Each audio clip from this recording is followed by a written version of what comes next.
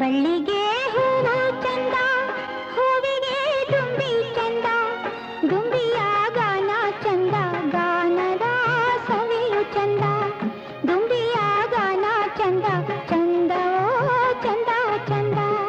ಕಡಲ ಮುತ್ತೆ ಅಂದ, ಮುತ್ತಿನ ಮೂಗುತಿ ಅಂದ, ಮೂಗುತಿ ಹೆಣ್ಣಿಗೆ ಅಂದ, ಹೆಣ್ಣಿನ ಕಣ್ಣಿ ಅಂದ, ಹೆಣ್ಣಿನ ಕಣ್ಣಿ ಅಂದ, ಅಂದವೋ ಅಂದ ಅಂದ, ಅಂದವೋ ಅಂದ ಅಂದ.